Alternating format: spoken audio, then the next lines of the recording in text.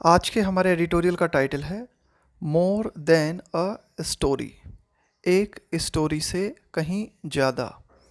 यहाँ हम बात करने वाले हैं द केरला स्टोरी के संबंध में कि ये जो मूवी है जिसके बारे में बैन की भी जो है मांग की गई है, तो वो कितनी सही है कितनी गलत है, इसी के संबंध में हम इस एडिटोरियल में चर्चा करेंगे। False narratives and propaganda should be countered. False narratives इसका मतलब हो गया झूठी बातें, झूठी कहानियाँ, एंड प्रोपेगेंडा झूठे प्रचार प्रसार।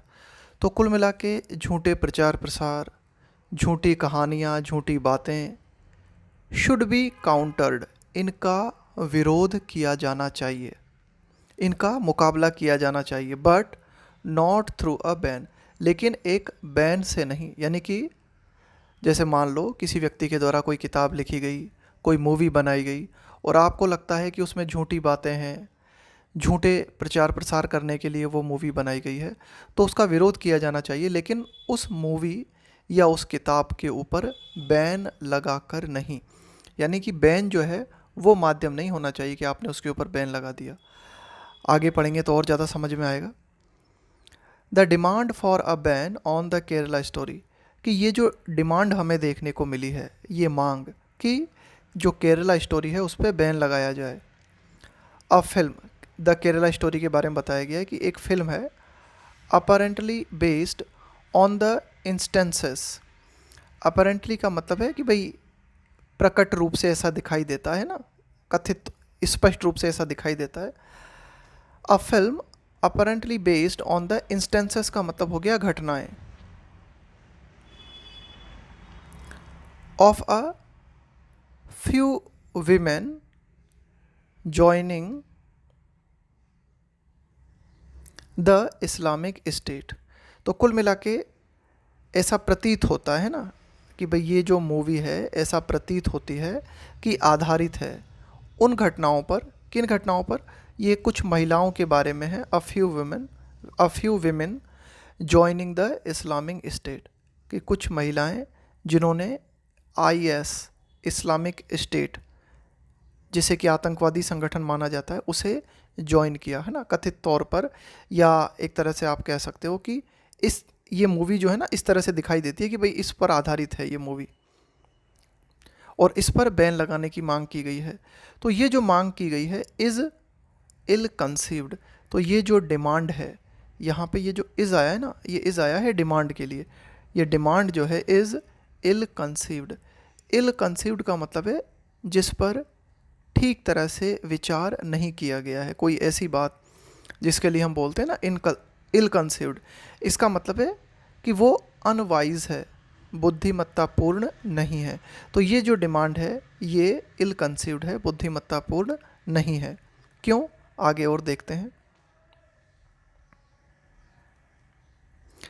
It is to the credit of the Supreme Court and the High Court of Kerala and Madras, कि इस बात का क्रेडिट सुप्रीम कोर्ट को जाता है। इसके अलावा केरल और मद्रास के जो हाई कोर्ट हैं उनको भी इस बात का क्रेडिट जाता है कि they did not yield to. Yield के साथ में आता है टू प्रेपोजिशन, बहुत इंपॉर्टेंट है, याद रखना, फिक्स्ड प्रेपोजिशन। यील्ड का मतलब होता है मान जाना, किसी के आगे झुक जाना। तो इस बात का क्रेडिट सुप्रीम कोर्ट को, इसके अलावा केरल और मद्रास हाई कोर्ट को जाता है कि वे इस चीज़ के आगे नहीं झुके। किस चीज़ के आगे? The clamour for proscribing the movie. Clamour का मतलब है यहाँ पे शोर शराबा, कोलाहल, कि ये जो शोर शराबा देखने को हमें मिल रहा था किस बात के लिए? प्रोस्क्राइबिंग। प्रोस्क्राइब का मतलब होता है रोक लगाना, निषेध करना किसी चीज़ का। द मूवी, तो मूवी पर रोक लगाने की, बैन लगाने की जो मांग की जा रही थी, ये जो शोर शराबा हमें देखने को मिल रहा था, इसके आगे हमारी कोर्ट्स जो हैं वे नहीं झुके। इस बात का श्रेय हमें कोर्ट्स को देना चाहिए। It garnered adverse publicity. Garner का मतलब है यहाँ पे एकत्रित करना, जुटाना। एडवर्स का मतलब है प्रतिकूल, कि ये जो मूवी थी इस मूवी ने क्या किया? प्रतिकूल प्रचार जो है जुटा लिया। बिकॉज ऑफ अ टीज़र, एक टीज़र के कारण। देखो जब मूवी रिलीज़ की जाती है ना तो उसके पहले उसका ट्रेलर आता है, ट्रेलर से पहले टीज़र आता है ना, बहुत छोटा होता है teaser. Teaser that made an exaggerated, exaggerate का मतलब होता है किसी चीज़ को और बड़ा चढ़ा के बताना। क्लेम का मतलब है दावा। That 32,000 girls have gone missing in Kerala. अब देखो इस मूवी का जो टीज़र रिलीज़ किया गया था, उस टीज़र के दौरान क्या किया गया था, उस टीज़र में बहुत ही बड़ा चढ़ा के ये दावा किया गया था कि केरला से 32,000 गर्ल्स जो हैं वे गायब हैं, एक तरीके से वो मिसिंग हैं। तो इस तरह से इस मूवी ने प्रतिकूल पब्लिसिटी जो है जुटाई।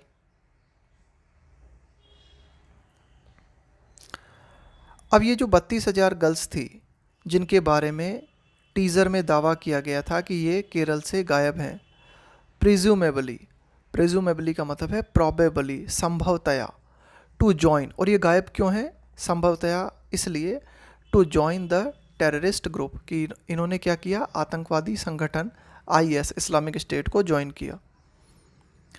हावेवर, हालांकि the film makers have agreed, कि फिल्म के जो निर्माता हैं वे इस बात पे सहमत हो गए हैं, टू विड्रॉ, विड्रॉ का मतलब है वापस लेना, द टीज़र, कि उन्होंने इस टीज़र को वापस ले लिया है, and carry a disclaimer, carry a disclaimer का मतलब है कि अब इन्होंने फिल्म के पहले इस बात की जो है घोषणा की है, दैट कि the films content is fictional, कि ये जो मूवी है इसकी जो विषय वस्तु है ये फिक्शनल है ना। कि भाई एक तो होता है कि कोई चीज़ है जो कि रियलिटी है, आप रियलिटी को दिखा रहे हो, एक है कि भाई मूवी है, ये मूवी के उद्देश्य से ही हमने बनाई है। और फाइनली फिल्म निर्माता इस बात पे सहमत हो गए हैं कि उन्होंने टीज़र को वापस ले लिया है, और ये एक तरह से उन्होंने डिस्क्लेमर जारी किया है, ये घोषणा उन्होंने जारी की है कि फिल्म की जो विषय वस्तु है वो फिक्शनल है। The films more notable feature, अब देखो नोटेबल का मतलब है उल्लेखनीय, है ना, कि भाई ये जो हाईलाइट किया जाना चाहिए। The films more notable feature, कि ये जो फिल्म है इसकी एक जो उल्लेखनीय विशेषता हमें देखने को मिलती है वो ये, is that it has been denounced, denounce का मतलब होता है सार्वजनिक रूप से किसी चीज़ की निंदा करना, उसे क्रिटिसाइज करना। तो फिल्म के बारे में अगर हम बात करें तो एक उल्लेखनीय जो विशेषता है उसकी वो ये है कि इट हैज़ बीन डिनाउंस्ड, कि इस फिल्म को क्रिटिसाइज़ किया गया है सार्वजनिक रूप से, किस रूप में, एज अनडिसगाइज्ड प्रोपेगेंडा। अनडिसगाइज्ड का मतलब होता है बिल्कुल खुले तौर पे, कि भाई देखो डिसगाइज्ड का मतलब है कि आपने किसी चीज़ को छिपा रखा है, एक आवरण है उसके ऊपर। अनडिसगाइज्ड का मतलब है बिल्कुल खुला। तो इस फिल्म के बारे में ऐसा कहा गया है और ऐसा कहते हुए इस फिल्म की आलोचना की गई है कि ये फिल्म जो है खुले तौर पर एक प्रोपेगेंडा है, खुले तौर पर एक गलत प्रचार प्रसार है, खास करके मुस्लिम लोगों के खिलाफ। Those seeking the ban, seek का मतलब होता है चाहना, कि वे लोग जो इस मूवी पर बैन चाह रहे हैं, अक्यूज़, वे आरोप लगाते हैं, इट्स मेकर्स, इस मूवी के निर्माताओं पर, यानी कि जो लोग इस मूवी पर बैन की डिमांड कर रहे हैं वे मूवी निर्माताओं पर इस बात का आरोप लगाते हैं, किस बात का, कि मूवी निर्माता जो हैं ऑफ ट्राइंग टू स्टॉक, स्टॉक का मतलब होता है भड़काना, कम्युनल पैशन, कम्युनल पैशन का मतलब हो जाएगा सांप्रदायिक उन्माद। तो कुल मिला के जो लोग बैन की डिमांड कर रहे हैं उनका कहना है कि ये जो फिल्म निर्माता हैं, ये फिल्म निर्माता क्या कर रहे हैं, सांप्रदायिक उन्माद को भड़काने का प्रयास कर रहे हैं, and the projecting of a fake narrative. इसके अलावा वे लोग जो बैन की डिमांड कर रहे हैं उनका ये भी कहना है कि जो फिल्म निर्माता हैं वो इस बात को प्रोजेक्ट करना चाह रहे हैं, इस बात को दिखाना चाह रहे हैं, किस बात को, a fake narrative against Muslim. Fake narrative का मतलब हो गया एक तरह से झूठी बातें या झूठे प्रचार प्रसार, अगेंस्ट मुस्लिम, कि मुस्लिम्स के खिलाफ जो है झूठे प्रचार प्रसार को फैलाने का भी आरोप बैन करने वालों ने, बैन की डिमांड करने वालों ने मूवी निर्माताओं पे लगाया है। हावेवर, हालांकि इवन इफ का मतलब होता है भले ही, दैट इज़ ट्रू, भले ही यह बात सत्य भी हो, कि चलो मान भी लिया जाए, जो लोग बैन की डिमांड कर रहे हैं उनका कहना है कि भाई जो मूवी मेकर्स हैं वे लोगों में सांप्रदायिक उन्माद भड़काना चाहते हैं और वे मुस्लिम्स के खिलाफ एक झूठा प्रचार जो है दिखाना चाह रहे हैं। हालांकि मान भी लिया जाए कि अगर ये बातें सत्य है तो any ban on the film will be counter productive. तो फाइनली हमें जो बात बताई गई है वो ये कि चलो अगर इनको मान भी लिया जाए कि ये सत्य है कि हाँ ये मूवी जो है मुस्लिम्स के ख़िलाफ़ फेक नैरेटिव है, ये मूवी जो है कम्युनल पैशंस को भड़काने के लिए, तब भी अगर ये बातें सत्य हैं तब भी any ban on the film, कि किसी मूवी पर जब बैन लगाया जाता है, किसी भी मूवी पर अगर बैन आप लगाते हो, विल बी काउंटर प्रोडक्टिव। देखो प्रोडक्टिव का मतलब होता है फल देने वाला, काउंटर प्रोडक्टिव का मतलब होता है उसका जस्ट उल्टा। यानी कि काउंटर प्रोडक्टिव का मतलब है जो आप चाह रहे हो उसका प्रतिकूल परिणाम। तो यहाँ पे यही बात की गई है कि अगर बैन लगाने से क्या है, आपको प्रतिकूल परिणाम ही देखने को मिलते हैं। होता क्या है कि जब किसी चीज़ पर बैन लगाया जाता है तो लोग ज़्यादा उत्सुक हो जाते हैं उस चीज़ में और उस चीज़ को ज़्यादा देखते हैं। तो यही बात यहाँ पे की गई है कि बैन लगाना जो है वो काउंटर प्रोडक्टिव होगा। Bans can be overturned by courts. अब देखो एक बात और यहाँ पे की गई है कि जैसे मान लो निचली अदालत ने बैन लगा दिया किसी बुक पे या किसी मूवी पे, तो जो बैन लगाए जाते हैं कैन बी ओवरटर्न। ओवरटर्न का मतलब होता है पलट देना, कि निचली अदालत के द्वारा कोई फैसला दिया गया उसे उच्च अदालत के द्वारा पलट दिया गया बाय कोर्ट्स। तो यहाँ पे बात ये की गई है कि कोर्ट्स के द्वारा बैन जो होते हैं उनको पलट दिया जाता है, पलट दिया जा सकता है। यानी कि bans can be overturned by courts and they tend to evoke. इसके अलावा जो बैन होते हैं उनमें ये टेंडेंसी होती है, ये प्रवृत्ति होती है टू इवोक। इवोक का मतलब है यहाँ पे जगाना, क्यूरियोसिटी का मतलब है जिज्ञासा अबाउट द फिल्म। कि बैन जब लगाया जाता है किसी मूवी पर तो बैन में ये प्रवृत्ति होती है कि वे फिल्म के बारे में उत्सुकता लोगों में जगा देते हैं। एंड ऑफन एंड अप, और फाइनली इसका परिणाम ये होता है, एंड अप का मतलब है, ऑफन का मतलब है अक्सर, और अक्सर बैन जो है उनका फाइनल परिणाम ये होता है making more people form opinions on it's content. कि अक्सर ज़्यादा लोग जो हैं इस मूवी की विषय वस्तु के बारे में जिस पर बैन लगाया गया है अपने विचार बना लेते हैं। इन इफेक्ट, प्रभाव में है ना, in effect it enhances the propaganda value. तो कुल मिला के बैन लगाने का जो फाइनल परिणाम होता है ना, जो फाइनल प्रभाव हमें देखने को मिलता है वो ये, इन्हेंस का मतलब होता है और बढ़ाना, द प्रोपेगेंडा वैल्यू। कि मूवी की, अगर मान लो मूवी किसी प्रोपेगेंडा को लेकर बनाई गई है तो इस प्रोपेगेंडा को और ज़्यादा बढ़ावा मिलता है, इस प्रोपेगेंडा का ही और ज़्यादा प्रसार होता है बैन के माध्यम से।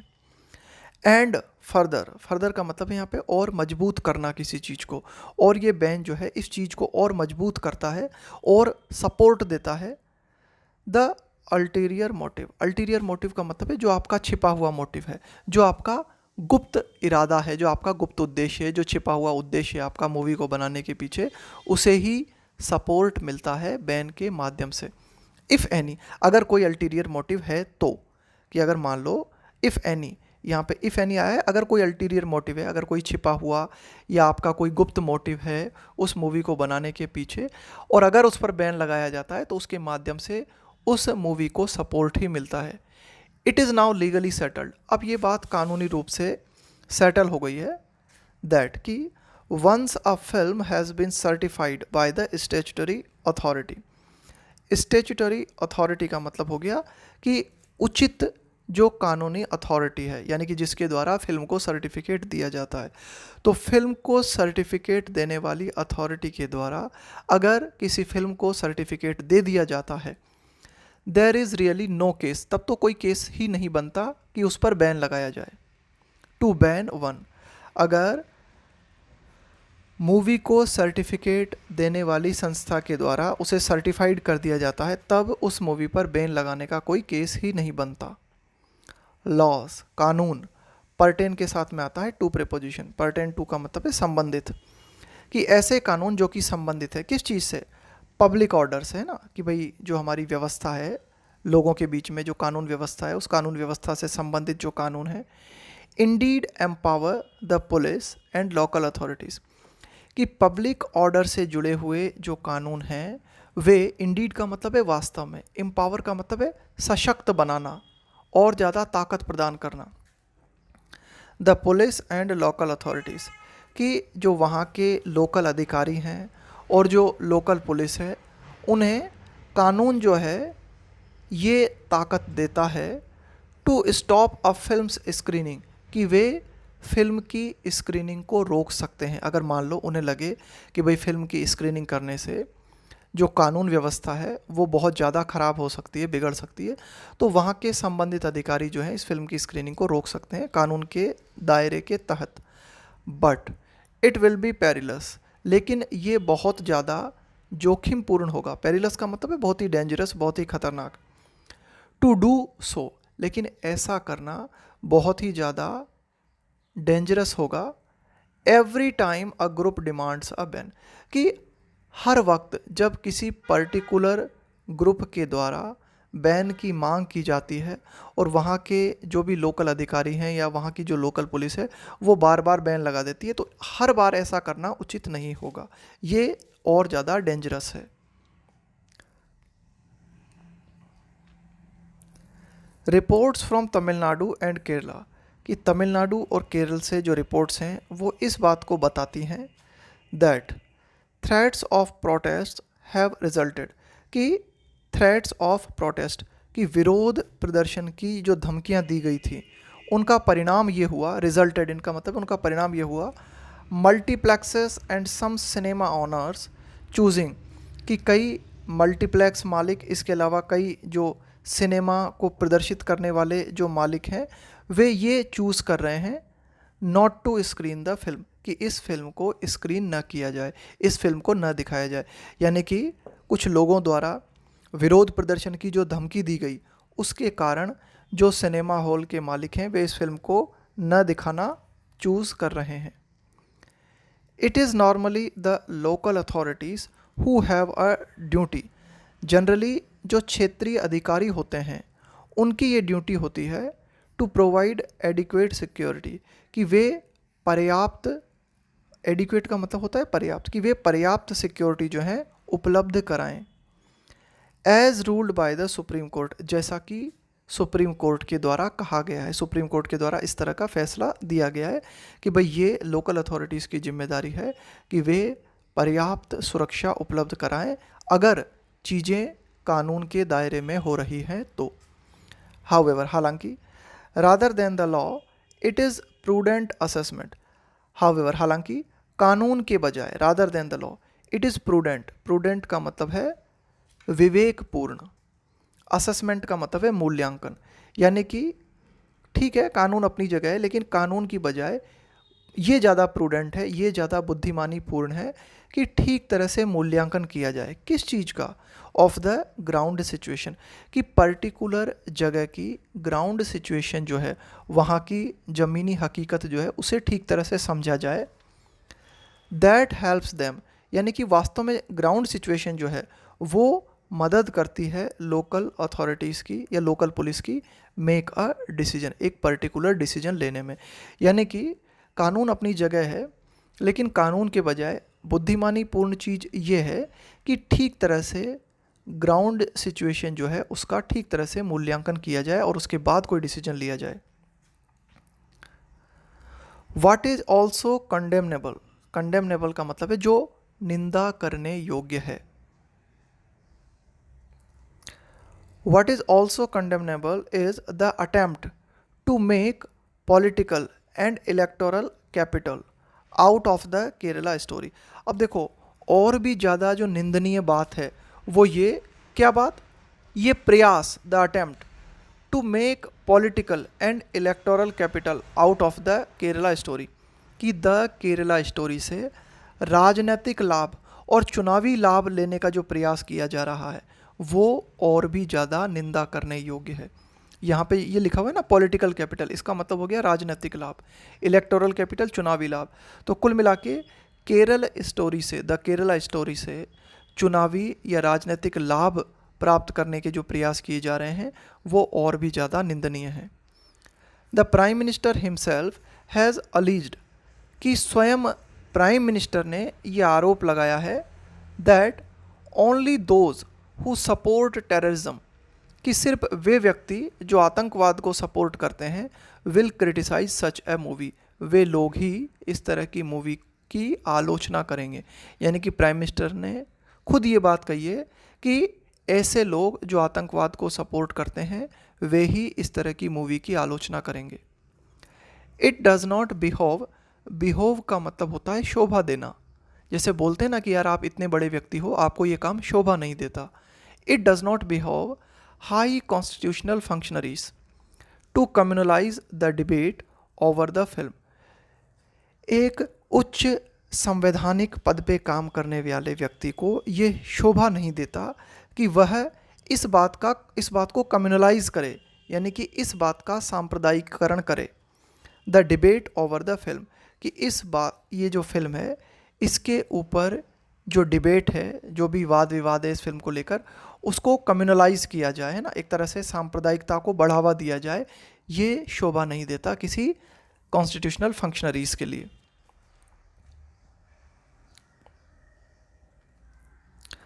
Protests against an allegedly false narrative about a state or a community will not amount to, amount to का मतलब होता है equal to, backing, back का मतलब होता है किसी चीज़ को सपोर्ट करना, टेररिज्म। अब देखो यहाँ पे ये बात कही गई है कि विरोध प्रदर्शन किस चीज़ के खिलाफ, एन अलिजेडली फॉल्स नैरेटिव, कि कथित तौर पर कोई झूठा नैरेटिव है, कथित तौर पर कोई झूठी बात है, अबाउट अ स्टेट और कम्युनिटी, कि कथित तौर पर, देखो अलिजेडली का मतलब होता है कथित तौर पर, कथित तौर पर का मतलब होता है कि कोई बात जो कही जा रही है हालांकि उसकी पूरी तरह से पुष्टि नहीं हुई है, तो उसको हम बोलते हैं अलिजेडली।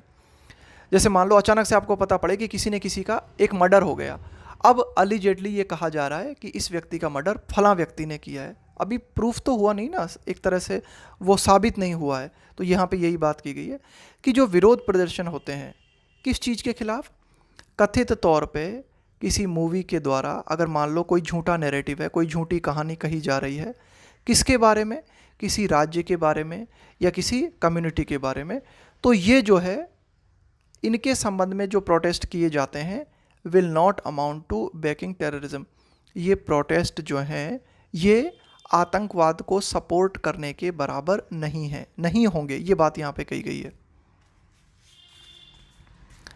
द फियर, ये डर, दैट द फिल्म परपटेडली ग्रैपल्स विथ, यानी कि ये डर जो फिल्म में है ना, परपटेडली का मतलब होता है कथित रूप से, है ना, ग्रैपल्स विथ का मतलब है जूझना, यानी कि इस फिल्म में कथित तौर पे इस डर से जूझते हुए दिखाया गया है, यानी कि ये जो फिल्म है इस डर को दिखाती है, किस चीज़ को, that young people may be targeted for radicalisation.